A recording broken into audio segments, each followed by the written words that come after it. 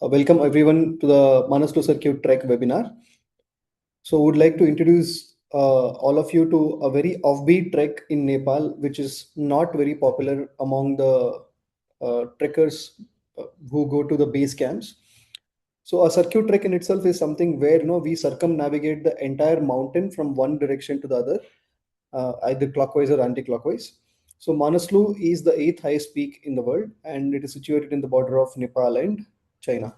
So we will be circumnavigating the mountain from the base of the base village, which is Sotikola, from where we go around the mountain and we get the opportunity to go visit Manaslu Circuit base camp. Sorry, Manaslu base camp, and then we come back and again we continue the circuit and then we exit before we head back all the way towards Kathmandu, right? So Manaslu Circuit is known to be giving you that non unknown parts of Nepal experience, which is basically you can see more Tibet than Nepal at this high altitude passes, which is basically the Larkya Pass, where which leads to China, where from this interjunction. And these also recommended for people who are considering to do Nepal treks and would like to do a longer trek but would not want to do a very difficult trek. They can consider the Manaslu circuit. It is moderate to difficult, whereas all the other treks of Nepal are right away difficult.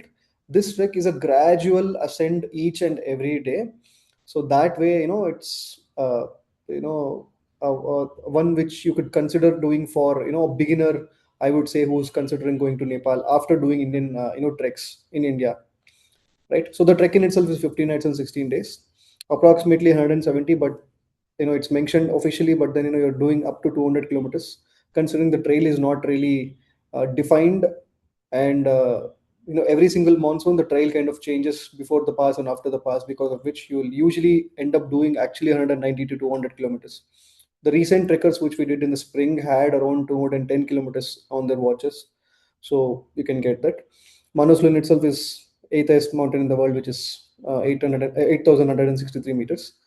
The highest point in this entire section would be the Larkya Pass, where you'll be crossing 5,135 meters, which you can see on the screen. And yeah, so you get to see the people, culture, and food of the Tibetans who live in the upper reaches of who are there in Nepal, but actually these people are from the times immemorial on the Silk Route, where they are from Tibet in itself, right? So now we'll quickly go to the itinerary of the trek. So the itinerary starts this way. Okay, there are a few pictures of the mountain. So it starts from lush greenery, the Nepal landscape, what you can see on the rightmost bottommost part of the slides, and then it goes all the way up to the high alpine desert kind of an experience, and then also you get to see all the big mountains around this region, including Manaslu in itself. The Larke Pass will give you breathtaking views where you just go, around the Manaslu mountain in itself, where you see a huge mountain. All the photos of Manaslu circuit are really, really, eye pleasing. The famous one is the one which you can see in the middle, the topmost, where you just cross Dharamshala. You can see that mountain where you cross over just next to that, and you bunk next to that mountain in itself. In fact, yeah. So let's start with the itinerary for now.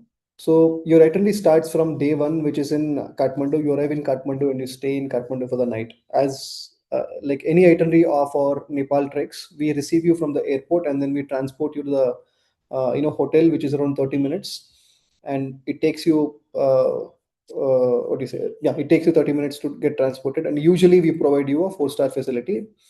So the same is also given on this trek. Second, the same day when you arrive, right, based on when you arrive and everything, we do a gear check for you and see whether your gear is sufficient or not for doing the trek. And post which, we will take you out to get the gear rental in Kathmandu. In case, if the day one was really, not feasible for you to do the gear check and then take you for the rental, we do it on the day two. Early in the morning, as soon as the shops open, we go ahead and take those, what do you say, rental and all those things, and then we start towards the trek. right? We drive towards the trek, I mean to say. So we drive from Kathmandu all the way to a place called Sotikola, which is towards the Manaslu mountain, which is approximately around 140 to 150 kilometers. Should take you around 8 hours. And this day is at an altitude of around 730 to 750 meters. And it is relatively low in altitude than Kathmandu. Kathmandu is really high up, and then we lose altitude on this particular day and when we arrive at Sotikola. From Sotikola, we go to a place called Machakola. Lot of the people directly go to Machakola on vehicles, but we don't do it on purpose because the road between Sotikola to Machakola is completely gone, torn apart. Usually, most of the times you don't get a proper footing with regards to even vehicles. It's very dangerous to drive on this road, and also it takes you a lot of time.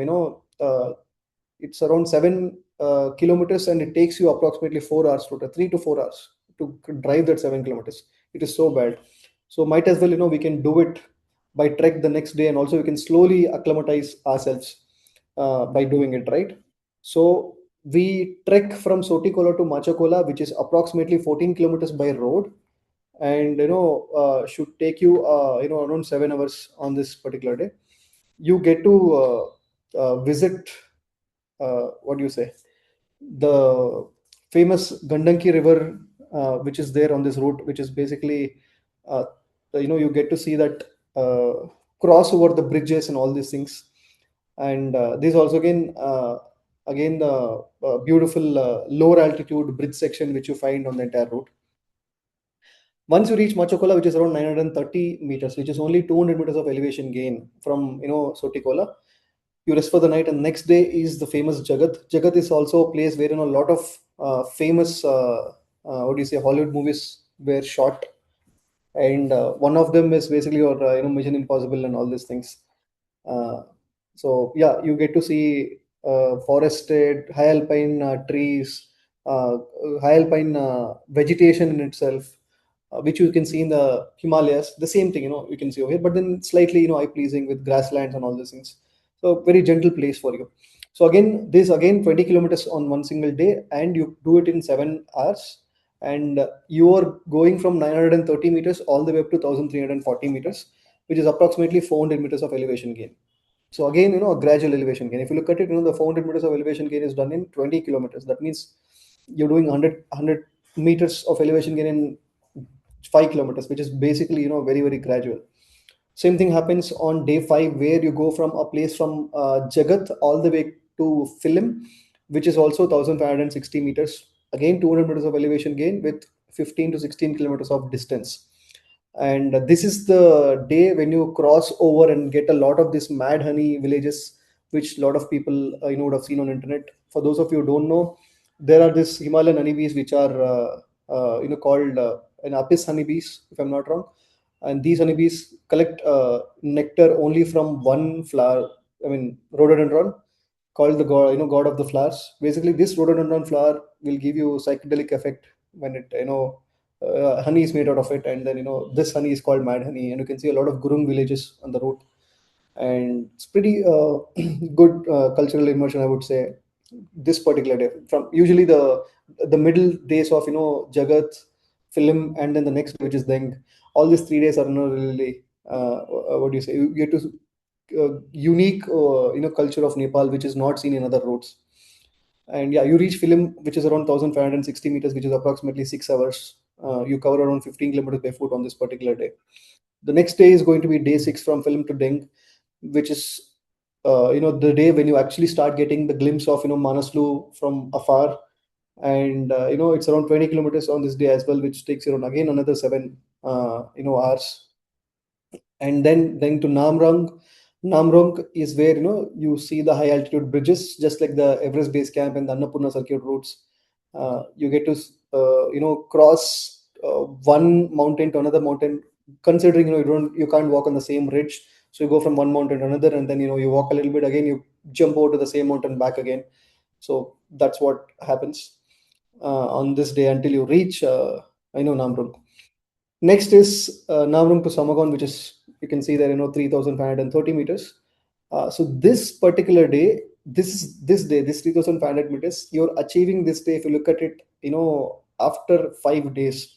Usually, what happens in most of the Himalayan treks is that you go to 3,500 meters of altitude or 10,000 feet as low as within 2 to 3 days. But in this particular trek, you're only going to do it after 5 days, which means it's a gradual trek, is what I'm trying to tell you. So now this particular town Samagaon is the major town of the entire route, right? So people who go to climb Manaslu would usually come back and stay in Samagaon, and you can feel this is more advanced than all the other villages which are behind, right? You get to get good stays, you get to also charge your phones again. After this, it becomes high altitude and you don't get to charge your phones post this. After Samagon, you have an acclimatization day. So why? What is an acclimatization day? Anything in the Himalayas, anything beyond 3,500 meters, we give a pause for two reasons. One, to give your body to rest and recover, and then second, we also do a small trek where we go to a high altitude, spend some time in high altitude, and we can come back down to low altitude, and then we sleep in the low altitude. So what happens with this is that you're tricking your body to understand that you are still going higher up today as well, but in fact no, you are not staying there in high altitude. So what you do is you come back down to low altitude and you come back and stay in the low altitude, sleep in the low altitude, isn't it? So this is what happens on the day of acclimatization. So you have two options. You can either go to high altitude acclimatization climb, or you can also visit Manaslu base camp. Considering it is autumn, none of the base camps are set up except Manaslu. Manaslu is very famous for, when I say none of the, most of the base camps are not set up in 8,000 meters. Few mountains are done in spring, few mountains are done in autumn. Manaslu is known to be specially done in autumn because it's gentle in autumn and everything. So you can see a lot of activity with regards to tourists or climbers, not tourists, climbers. You can see a lot of activity with regards to climbers, doing the reverse route of you. We are doing a circuit, but they don't do the circuit of what we do. They come from the reverse route. They cross the Larkya Pass even before they do all this low altitudes. They directly come to Samagon, stay in the night, and then they go to summit or the base camp, right? You can get to see all these people there. So you can go visit base camp, you can come back and stay back in Samagon again. Day 10 is the day when you go to Samdo.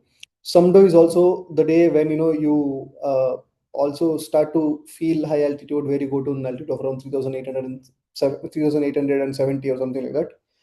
And from here you start to get to see a lot of the peaks which are around you, be it the Sola Himal, or Chamjo or Kayang, or Manaslu in itself. A lot of other mountains, there's Manaslu North also, which is there next to you, and then you can get to view it.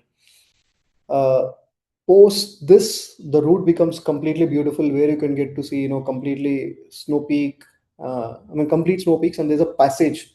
Beauty of this route is, from Samdo all the way until you do the pass crossing, you have narrow village or narrow route, and you're at an altitude or at a height in such a way that you get to see your above your, it's like as if you're standing like on the ridge of a mountain in itself.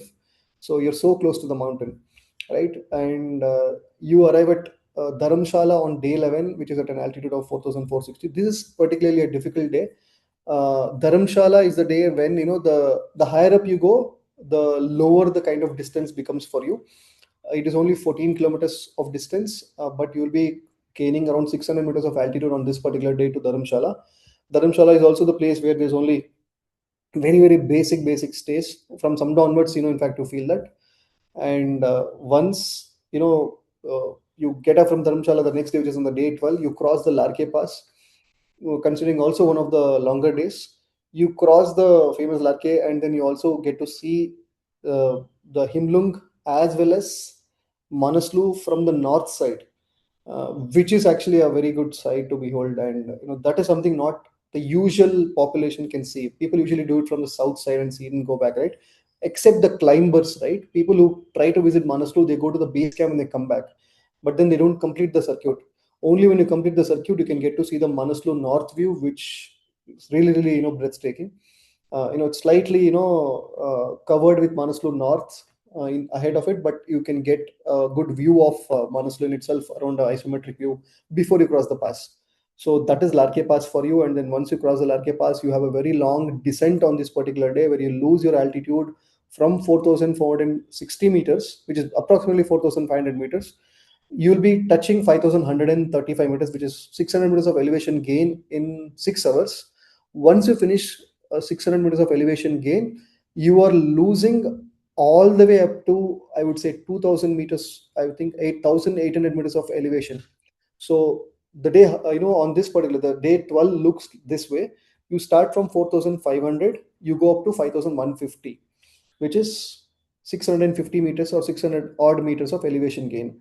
On the same day, again, you lose the entire altitude and go to a place called Beamtang, which is only 3,500 or 3,600 meters, which is approximately, 1,500 to 1,600 meters of elevation descent, which means there's a difference of 2,000 meters in one single day within 8 9 hours. So this day will feel very very strenuous for a lot of people, but then it also comes with a lot of views and then a lot of rewards with regards to the kind of surroundings you get to witness and everything, right? So once you're at Beamtang, you rest for the night, and the next day is going to be again another descent from Beamtang to Darapani, which is around 16 17 kilometers, and then you descend from 3,600 meters to 2,000 meters, again 1,600 meters of elevation descent. While going up, we try to ascend 500, or I would say, in the beginning we do 200 to 300 meters, and slightly in middle of the itinerary we do 500 meters per day.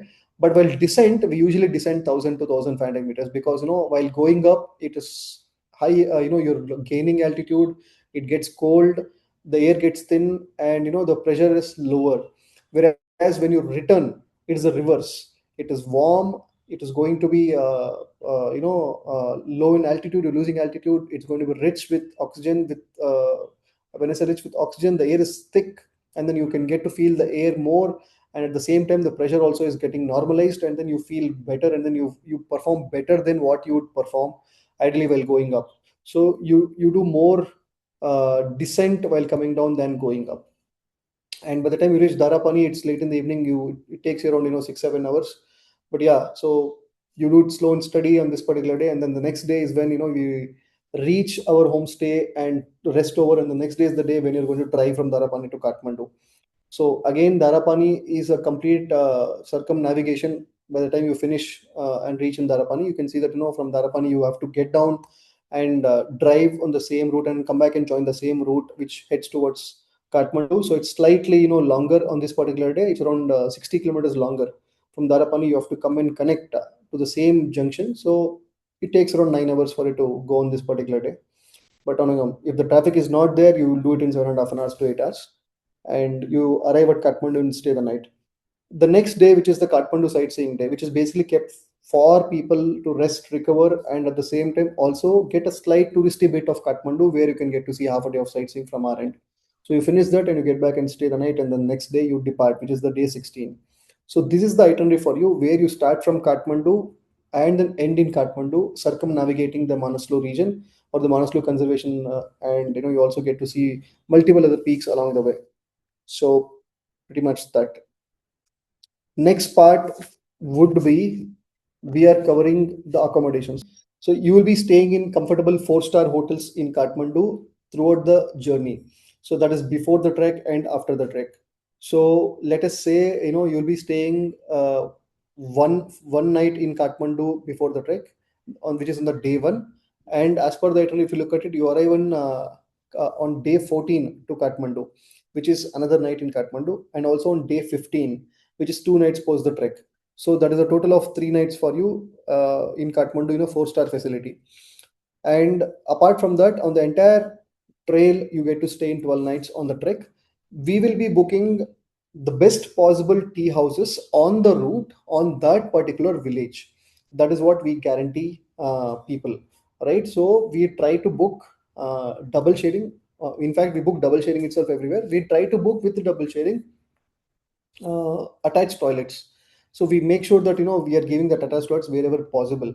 So in the lower reaches, it is pretty much possible all the way until, let us say, until you reach Jagat or you reach Deng and all these places. But once you cross over to this place, right, and you go towards film and all these places, that is when the quality of TOs kind of reduces because of the high altitude, and then you also get to what do you see, electricity is not there, the lines are not there, everything runs on generators and everything, so everything is chargeable, stuff like that, right? So you get to stay in decent accommodations where you get double sharing, twin sharing, in fact, with good quilts which are given to you to cover yourself, and attached toilets in the lower altitudes. And probably in 4 or 5 nights in the higher reaches, you don't get, there's no guarantee. It's not that you will not get, there's no guarantee of getting the attached toilets, because, there's very limited limitations, but we try all our best to make sure that we give you attached toilets in all the places. So this is the accommodation for you in the entire region.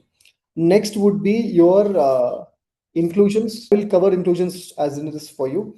So you will be staying in Kathmandu for 3 nights. So all 3 nights will be going to be in a four-star facility for you, which is usually going to be a place like Ramada Encore or similar.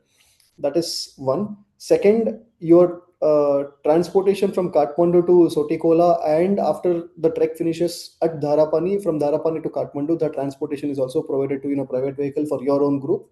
And you get to stay, your airport pickup and airport drop in Kathmandu, obviously, that is there before the trek and after the trek.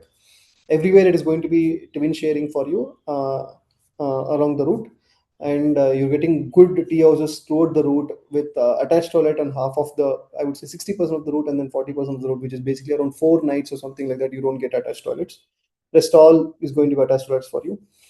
And you get food, which is basically three main meals for you, which is breakfast, lunch, and dinner, which is an open menu. So what is an open menu? You open the menu and order item as per your choice on the spot, right? So that you can have hot, and then you can have food of your choice rather than restrict you to your budget or something like that. The only catch here is, I would not say catch. The only thing is, in order to make sure that it's economically feasible, at the same time it's also the resources are not wasted. We ask people to order only one item per meal. So that is 3 days, three meals a day. You can order three items from the menu, which is basically you can order 3 meals. Right. So breakfast, I can order one meal. So probably let us say you can order, English breakfast meal. In the afternoon, you can take a dal bath. In the night, you can take a tukpa meal. So it's, you can mix and match and do as per your choice throughout the trek. Along with, 3 times food, you also get, beverage. 3 times you also get beverage, where you consume 350 ml of hot beverage for yourself. Right. That is also a part of the package. Then water. So every single day you get to choose either the bottled water, which is 2 liters, one in the morning, one in the evening, or second, filtered hot water, which you can choose. Again, same way, one in the morning and one in the evening. And you also get to have porter, where we provide you up to 10 kg of your luggage, which is carried by our porters for you throughout the trek, which is a main duffel bag. You get to carry a small, day backpack, which only has your essentials, like your down jacket, your fleece jacket, your poncho, and uh, your what do you say, valuables and money and everything, right? Stuff like that. Now, apart from that, your permits with the Sherpa, 1:5, guiding is given to you. A permit with Sherpa for all the required permits for the entire route is provided by us, including the TIMS card, which is part of the package. There's also a mention of oxygen cylinder. Just for your reference, oxygen cylinder is not carried by us. It is actually the tea houses where we're going to. We book those tea houses where oxygen cylinders are there, because it doesn't make sense to carry oxygen cylinders with a guide when he can carry his own luggage and first aid and all these things, which are more essential for the route than carrying a cylinder, because cylinder can only last only so much of time, whereas the entire route is equipped with cylinders, and then we can give that first aid to people as and when they're required. And every single evening we'll have this health check, where we'll understand whether how's your health and everything, and then we can decide based on that whether are we proceeding forward tomorrow or not, or we sending you back, because your health is more important than completing the trek, right? But touch wood, we have not seen sending people just like that without any reasons, except unless it is very very critical to their health and everything, right? So now comes your also couple of other things, which is basically your one, there's a memorabilia you can carry back from Kathmandu, where we give you a goodie bag with a duffel bag, basically, with a few goodies of TrekNomads. And second is, we also welcome him to Kathmandu with a welcome dinner of a little bit of cultural show, which as a part of our from our end to welcome you into a new country, right? That's also part of it. With this also, you get a lot of gears which comes in discount, Like, we have the Gokyo Trek apparel gear, which is useful for you to purchase gear, right? For those of you who are purchasing gear. And a couple of other things, which is basically, one is fasten up product and second is be more products. Fasten up is basically to keep you energized throughout the trek with the activated uh, ORS tablets that they have, or the energy gels whatever they have, right? And even energy bar they have. And also be more. Be more is basically a very enlarged format of biodegradable wet tissue, I would say. In fact, it's a lifesaver in the mountains. I would suggest people to consider buying that. Yeah, pretty much that. These are the inclusions for you. Post inclusions, there are also few exclusions which are there. So exclusions are this. Exclusions would be, your travel from your home country or your home place to Kathmandu would be on you. Your entry into Nepal is on you, which is basically the Nepal fees. For foreigners who are coming into Nepal, right? Except Indians, right? You have a visa fees. For Indians, you don't have a visa fees in Nepal. We have a bilateral agreement between Nepal and India where each of the countries can travel into other country by just carrying your nationality proof. So the nationality proof is either a passport or a voter ID from India. So make sure that you carry any one of them in original and they're in physically good condition for airport or immigration to authenticate that you're an citizen of either of the country, right? And apart from this, anything which is extra on the route, let us say out of the three meals and out of the three beverages and out of the 2 liters of water, what we give you each day, let's say you want to eat a cake, or let's say you want to, drink a cappuccino apart from three beverages, stuff like that. So those will be your personal expenditures and, stuff which is will be on you. And also the personal adventure insurance is not part of the package. A lot of people ask, is it necessary? Yes, in Nepal, it's highly recommended that you take a personal adventure insurance, especially in high altitudes where you go beyond 5,000 meters. None of the travel insurances cover your evacuation. They might cover your the contingencies, like death or mortal remains to be sent in ambulance, all those things. I'm really sorry I have to mention all this, but this is part of the inclusions of an insurance company which they provide when they give it to you. But yeah, one thing which a lot of the travel companies don't include in their packages is the air evacuation. So I would highly recommend everybody to consider taking an air evacuation insurance, an insurance which involves an air evacuation, which is called an adventure insurance with air evacuation, which works beyond 5,000 meters. It's basically based on slabs, right? 5,000, 6,000, 7,000, and 8,000 meters. Based on those slabs, they quote you based on the number of days which you're visiting the mountain. Apart from this insurance, any extra expenditure, like let us say you want to charge your phone in high altitude, you want to shower in high altitude, let us say your bag weight is beyond 10 kgs, and let us say you want to buy any soft drinks apart from the itinerary in itself, any extra meals you might take, which I see very rarely, but if you take extra meals, like let us say evening snacks you want to have, any other activities which you do on the road, like let's say playing snooker or doing any other activities on the route, and you taking back the chopper in case of emergency or whatever it is, all these things are on you. In case if the itinerary is not followed for any given reason, let us say you have to go ahead for any reason, you're coming back, or we are sending you back because of health reasons or because of whatever it is, all these things are excluded, and then any extra expenditure comes will be on you for yourself. These are the exclusions for you. And then overall, a small tip is expected in Nepal. It is not mandatory as at this point in time, but they are working on making it mandate.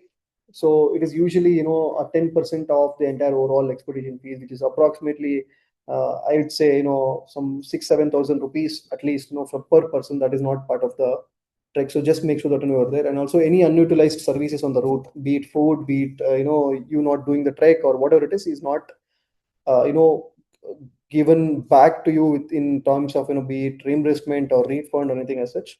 Please make a note of it, and then please plan to complete the trek, and utilize the services as and when we provide it for you.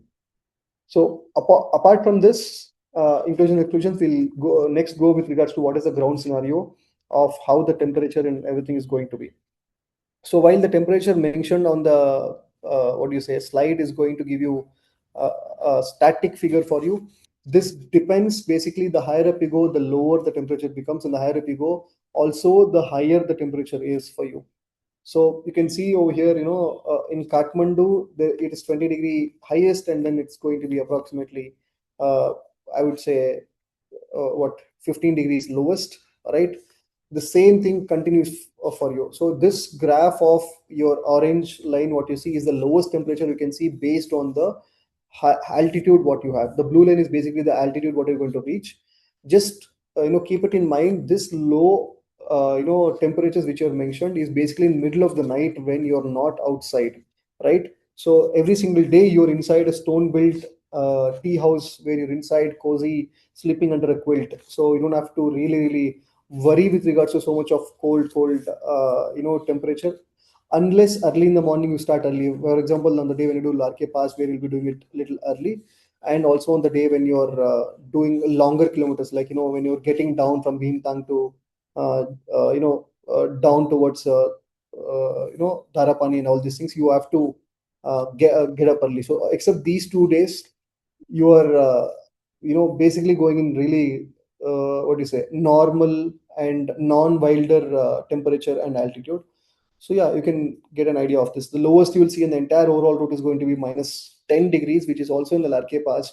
You may feel this minus 10 degrees around those particular 3 days. One is Samdao, second is Dharamshala, third is Bhimtang, which is closer to the Larkhe Pass. Just these 3 days are going to be, probably minus degrees in the night and in the evenings and in the mornings. In the daytimes, it's always usually positive. When I say daytimes, as soon as the sun, completely comes up, which is basically around 8 o'clock in the morning, and until it is there, which is around 4 or 5 o'clock in the evening, it's going to be completely warm for you. So these are the temperatures going to be. And yeah, so you can plan your gear accordingly for this. We'll speak about gear after this. Before the gear, we also want to speak to you about fitness required for this trek, which is going to be the next slide for all of you. So while we have mentioned that a 5 kilometer run in 35 minutes is the standard fitness level required for an average human. So this is basically not the standard acceptable format for all the treks, especially in adventure activity like going beyond 5,000 meters. This should be the bare minimum for a person to be categorized as, okay, you're in your fit zone. You doing 5 kilometers in 35 minutes is basically, he's a person who's average with regards to fitness, or is good with regards to his fitness. Not average, probably good.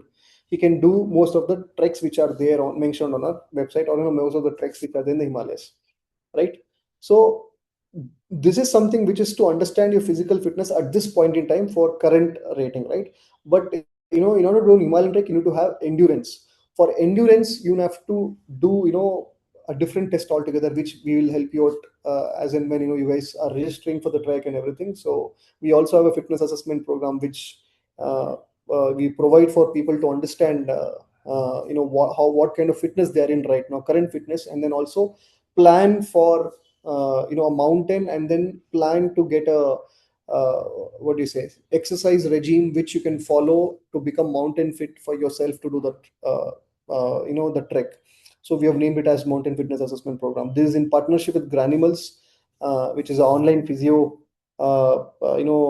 company which helps you with regards to assessing your fitness. At the same time, if you have any injuries, they help you with your injuries and provide you the required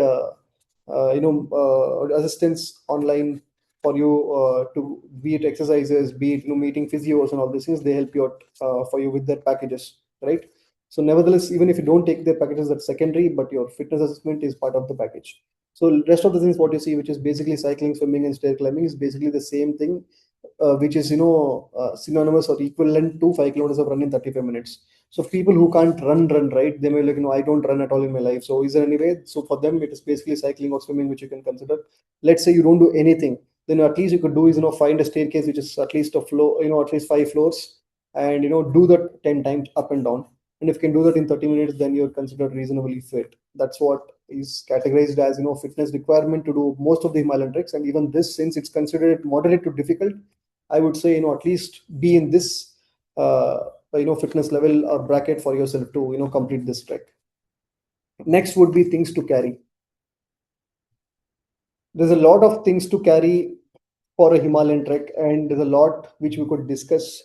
I would not speak the entire list and bore you, but I will take with two important gear for your reference. Post which you can plan to we can go from your bottom to top, to understand what kind of gear I would wear to go on a Manaslu trek.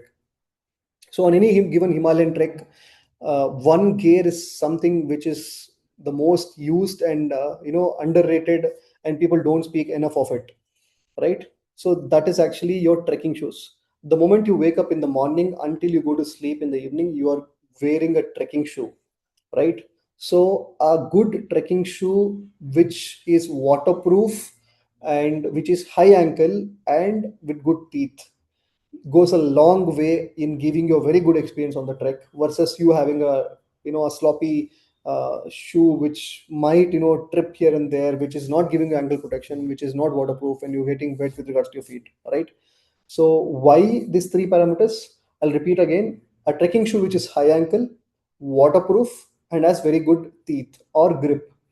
So in the entire trek route, you will be coming across gravel, uneven surface, mud, grime. Probably walking a little bit on puddles, staircases, stone, mud. The entire mix and mash of moraine section.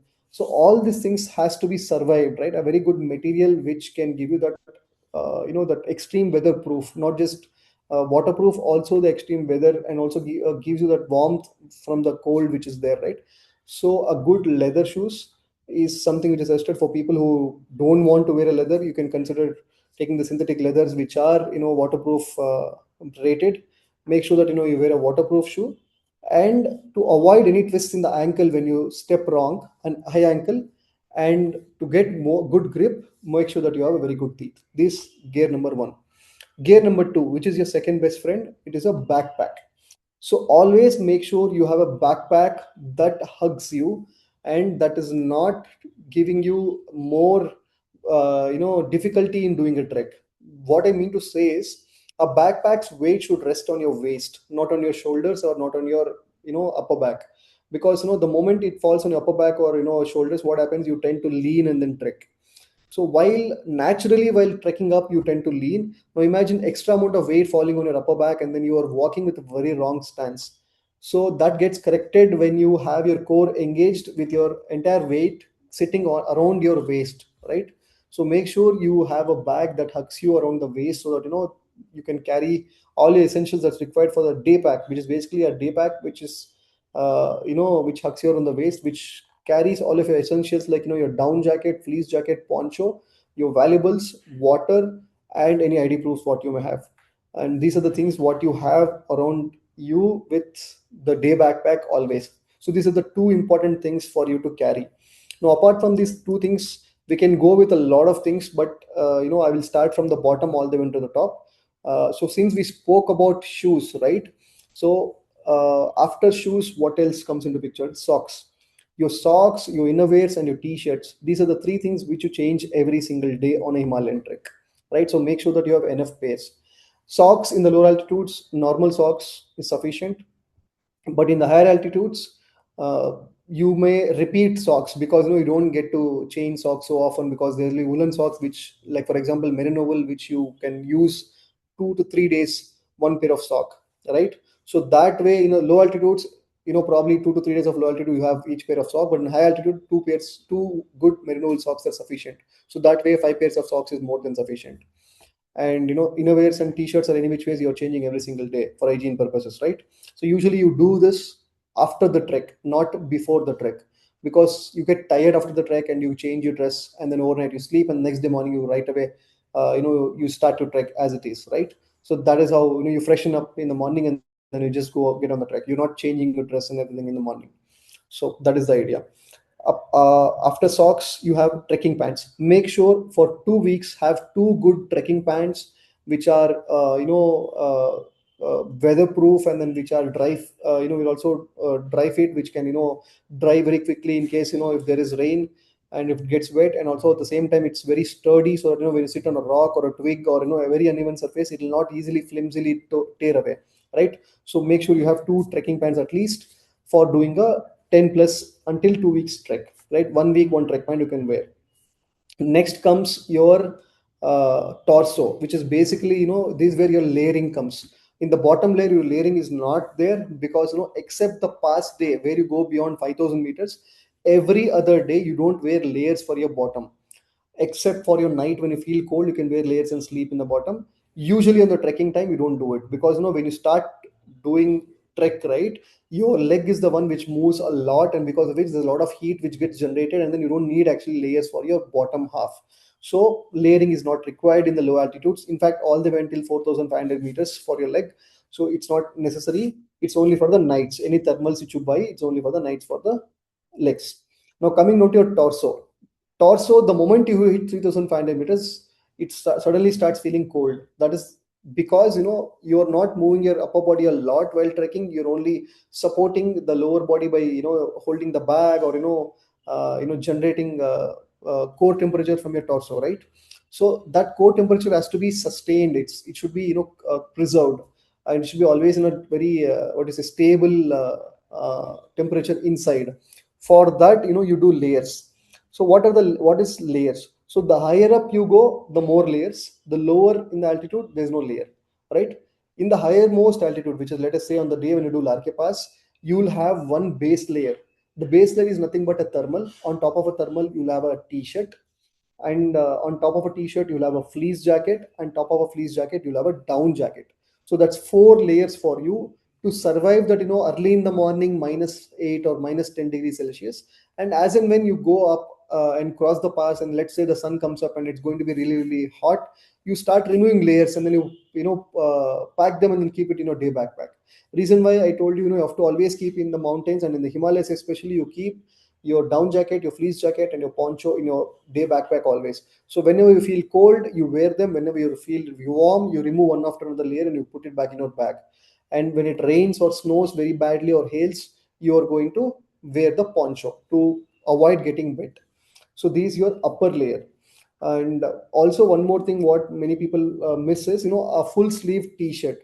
If you don't have a full sleeve t-shirt, don't worry, you can always have a cricketer sleeve or a sporting sleeve which you can take with your dry fit t-shirt. A t-shirt is always considered as a dry fit t-shirt because again, it if it gets wet, it can get dry within 1 hour or 2 hours. Just by wearing it, your body core temperature will warm it, right? So you don't have to buy new t-shirts for your covering your hands. You can simply buy a sleeve. It's called cricketer sleeve or the sports sleeve, which you can wear with your normal dry fit half sleeve t-shirts if you don't have full sleeves. So this is your upper body. Now comes your head, which is basically, or your extremities, I would say. Extremities are these places which tend to get cold very often, right? Which is they're exposed, and then they easily get cold, and you get to get very very your body will feel, and you may fall sick. The chance of you falling sick becomes very easy for you. So number one is your sun hat, to cover in the daytimes to avoid sun, huge amount of UV that sunburns you, right? So to avoid that sunburn, you wear a sun hat. Apart from that, in the evenings, you wear a beanie or a hat which covers your ears and everything when you're outside. When you're inside the tea house, you remove it so your ears can completely aerate. The air goes in and comes out. But the moment you get the actual cold wind, you cover your ears. So you cover your head, your ears, and your neck at all points of time in the cold weather, which is early in the morning and late in the evening, and also while you're trekking up. So consider taking a balaclava or a tube or a biker's tube, we call it, which covers your entire neck and your face. So the idea is to avoid the cold air coming and hitting your face, your neck, and also not allowing it to go to your chest area where your phlegm is created right on the lungs. So because of which there's a chance of AMS. So to cover your entire neck region completely, so that you don't get the air inside you. So this is for your neck. And your hands is also an extremity where it's exposed to the air always. You cover up, layer up your entire body. Your lower half is walking always. You have a very good rigid trekking shoes. You have your entire face covered. But what about your hands? Hands tend to get cold very often, and then it's very very sensitive after a point of time. So you cover it with gloves. One gloves for you also has to have a liner, a fleece liner for yourself, which gives you mobility to control your hand, and also waterproof gloves when you go to really high altitude where there might be rain and then there'll be snow. You have to clear snow and walk and all these things. So this is with regards to your entire gear. Apart from this, there's few extra stuff. For example, you need to have a torch for yourself. your trekking poles which you have. You also have, let us say, extra socks for sleeping the night, a woolen socks which you can wear separately. You can also consider a few miscellaneous stuff like, you want to have a binoculars, your camera, you might have your umbrella and all these things, and also personal toiletries which are there for you. So these are the, and also sunscreen, stuff like that. Right? These are basically your own toiletries, and first aid is basically your own set of things which you can carry, and these are part of the entire things to carry list for yourself for Manaslu Circuit. Now, how do you pack it? Couple of tips. You are not expected to come in pressed and iron clothes on a mountain, right? So it's better that you roll. Every single space and nook and corner of a bag is to be utilized on a trek. So pack in a manner. One, absolutely pack only what you will definitely use, not you might use, you will definitely use. So 60% of the times, people who come on a trek with us, usually end up taking back half of the stuff which they bought without even touching them, right? So don't come with the assumption that I might use this, and then bring those things which you might not even use, right? Just make sure you are carrying things which you're absolutely sure of using.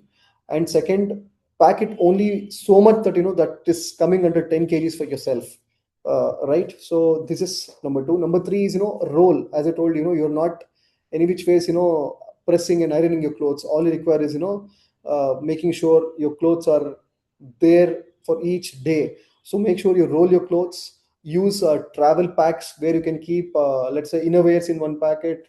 You can keep used laundry in one packet. You can keep your t-shirts in one packet. You can keep all of your, let us say, your socks and your trekking pants in one packet, which is basically trap cubes we call it, right? Travel cubes. You can consider taking them.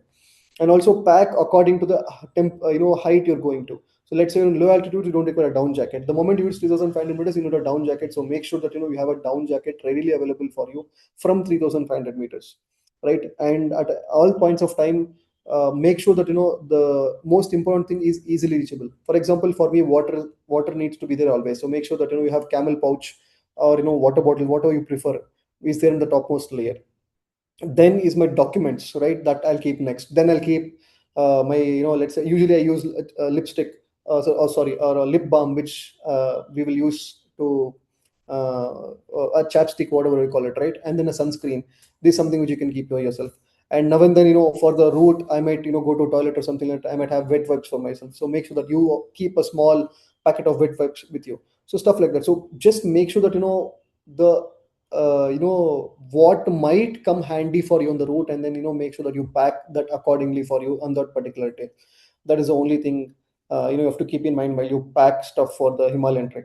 And coming to what we provide you 100 and I think 80 liters, sometimes 100 liters grade duffel bag, is an expedition grade duffel bag which is provided to you, which the porters will carry. You pack all of your stuff in this, and each day they go to the tea house where you're going to bunk, and then you're going to get your luggage there. In the daytime, what is required, only that is there with you. So just keep that in mind for you. So 10 kgs of porter is included for you, and there's a day backpack which you carry for yourself. So these are the things to carry. Next would be risk contingency and the insurance. So beyond 3,000 meters and 3,500 meters, most of the insurance people underwrite. What is underwriting? Basically, it's called risk underwriting. So if I provide insurance to hundreds of people, what is the risk I'm taking in order to provide that insurance for you, right? So based on that, they rule out certain things. They don't include certain things as part of the insurance. In fact, very recently we had one of the climber who came on a trek with us and took a normal travel insurance, and then he had to be he had to get an X-ray and all these things in ABC route. Simple X-ray will cost you $200, which is around 20,000 rupees, which cost you approximately 100 rupees in cities nowadays. It costed him $200, which was not even acceptable for him to even. But then he thought insurance will cover it, and then insurance told, "Don't worry, you pay and you come back and we'll reimburse." Later, only to realize that okay, travel insurance is not valid beyond an altitude. So, in order to get yourself insured, it is always better that you have an adventure insurance which works after 3,000 or 3,500 meters, right? So there are certain things which might go wrong on the road. Three scenarios what I see. Scenario number one, accidental falls. Scenario number two, your altitude related issues, which is basically AMS issues. Scenario number three, you have a comorbidity. What is a comorbidity? An existing disease which you may know, which may not know. It might be, let us say at slight stages of a borderline diabetes, cognitive, issues with regards to your ability to not walk or something like that. For people usually who are, in their 60s usually have it. You may have even your heart issue, which you will not even know, which is also in borderline. So let us say these things, any three of these things, which is basically number one, you may have accidental an accident, and because of which you have a situation number two, you have an altitude mountain sickness, and scenario number three, you also have comorbidity, which is known or not known to you. Any three of these things can flare up. They can flare up in two stages. We always identify them as, a stage where you're prone to undergo, get all of these things, right? All of us. So let us say, you have an accident, or let us say you have an AMS, which is basically, you get a HAPE or a haze. And let us say you didn't know that you have diabetes, but then you suddenly got so much of so much of sugar content in your blood that you're not able to continue the trek, right? So we assess the scenario every single day in the night, where certain checkpoints are kept. So one, we ask people to first take insurance mandatorily. Second, we check their, we ask them to give our, second, we ask them to give their medical certificate and indemnity bond before the trek, so that, we know that this is their physical condition before the trek, or their fitness condition or the health condition before the trek, right? This is second. Third is every single day on the trek route, we check how is your SpO2, how are your vitals, how did you consume your food, how much of food did you consume, how much water did you take, and all these things, right? So this is uh, uh, the thing, process what we follow, the SOP what we set up on the inter route.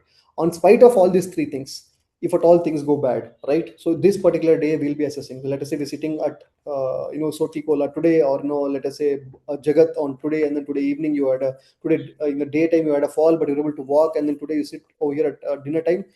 Usually in the dinner time, we will check what is your physical condition for you to continue the trek tomorrow.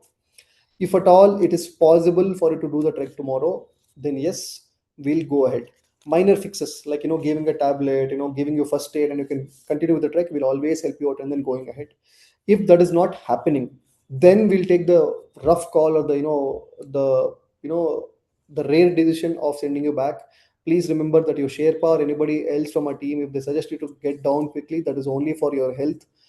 Be it your accidental fall, or be it your AMS, be it your comorbidities. If anything flares up so much, so critical that, it becomes critical, you absolutely require right away medical attention, then we would always, what do you say, send you down from the mountain, or evacuate you working with the insurance team, and then we'll send you to the nearest medical center.